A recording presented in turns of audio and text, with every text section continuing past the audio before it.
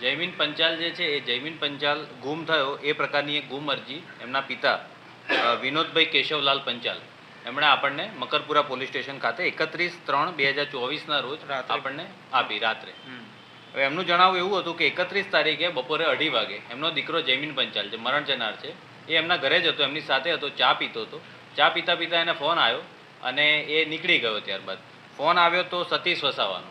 તો સતીશના ઘરે જઉં છું અને સતીશના ઘરેથી પછી બારોબાર હું મારા ઘરે જતો રહીશ. કારણ કે આ જે જયમીન પંચાલ છે એના માતા પિતાથી અલગ રહેતો હતો. એટલે આવું જણાવીને એના પિતાને મળીને છૂટો થયો છે. ત્યારબાદ આ એમના પિતા, માતા અને જે જયમીન પંચાલ છે એની વાઈફ એ બધા સતત એમને ફોન કરતા હતા. રાત સુધી એનો ફોન સ્વિચ ઓફ આવતો હતો, ફોન લાગતો નહોતો. એટલે અમને શંકા ગઈ, એમણે શોધખોળ કરી. તો સતીશ વસાવાના ઘરે પહેલાં શોધખોળ કરી. સતીશ ઘરે નહોતો એટલે તરસાલી બસ સ્ટેન્ડની પાસે એને મળવા ગયા. સતીશ એવું જણાવ્યું કે મને મળવા આવ્યો હતો પણ મળીને મને જતો રહ્યો. આ ગુમ અરજીની તપાસ મકરપુરા પોલીસ કરી રહી હતી. એ દરમિયાન આપણને સતીશ વસાવાની જ્યારે પૂછપરછ કરી તો સતીશ એવું જણાવ્યું કે મને મળીને જતો રહ્યો છે. ત્યારબાદ આપણે સીસીટીવી ફૂટેજને બધા અલગ અલગ આપણે કબજે કરવાનો પ્રયત્ન કર્યો. એ દરમિયાન આપણને ડભોઈ રોડ પાસેના એક સીસીટીવી ફૂટેજમાં જે મરણ જનાર જે છે એની એફઝેડ બાઇક સતીશ વસાવા ચલાવતો હોય એ પ્રમાણેનું આપણને એક ફૂટેજ મળ્યું.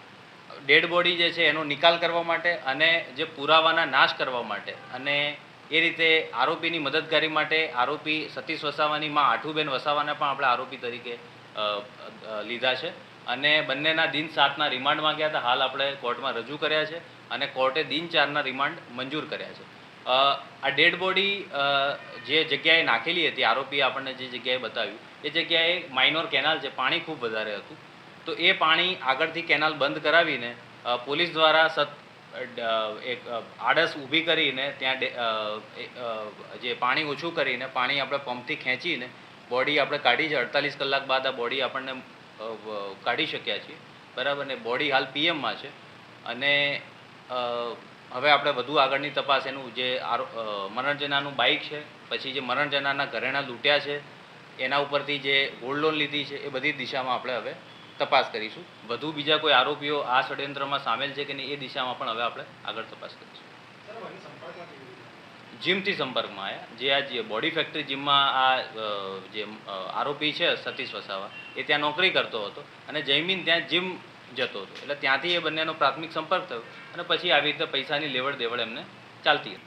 એટલે સતત આપણે જ્યારે આરોપીની સઘન પૂછપરછ કરતા હતા, આરોપી જ્યારે કોઈ પણ નિવેદન આપે તો આપણે એને ક્રોસ વેરીફાઈ પણ કરતા હોઈએ કે આ તારીખે હું આ જગ્યાએ હતો, તો એને આપણે વેરીફાઈ કરતા હોય. એટલે સતત એના જે વાતચીત છે, જે આપણને નિવેદન આપતો તેમાં કોન્ટ્રાડિક્શન આવતું. પછી આપણને જે ફૂટેજ મળ્યા, શરૂઆતમાં એણે એવું જણાવ્યું કે મને ખબર નથી, મને મળી નીકળી ગયો. ત્યારબાદ આપણને ફૂટેજ મળ્યા ડભોઈ રોડના કે જ્યાં એ આરોપીનું બાઇક, મરણ જનારનું બાઇક છે એ એફઝેડ લઈને જતો હતો. તો મરણ જનારનું બાઇક એની પાસે કેવી રીતે આવ્યું? તો ત્યાંથી આપણી જે શંકા છે વધારે સઘન થઈ.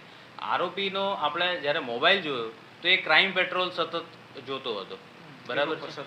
યુટ્યુબમાં સતત એ ક્રાઇમ પેટ્રોલ સર્ચ કરતો હતો. પછી એક આપણને જે 27/4/2024ના પણ આપણને એક ફૂટેજ મળ્યા છે. એટલે કે જે મર્ડરનો બનાવ બન્યો એનાથી 3-4 દિવસ પહેલાંના. તો ત્યારે પણ આરોપી અને મરણ જનાર એ બંને એક બાઇક ઉપર જતા દેખાય છે રાજપીપળામાં. એટલે ત્યાં પણ આપણને શંકા ગઈ કે આ જે મરણ જનાર છે એની આ આરોપી સાથે સતત હાજરી છે.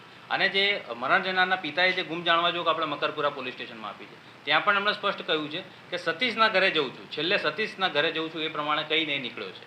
એટલે સતીશ સાથે છેલ્લે જોવા મળ્યો એટલે આપણે સતીશ ઉપર આપણું ફોકસ વધારે હતું કે કંઈકનું કંઈક રહસ્ય સતીશ પાસેથી આપણને મળશે. અને એ પ્રમાણે આજે ઘણી મહેનત પછી પોલીસને એક સફળતા મળી છે.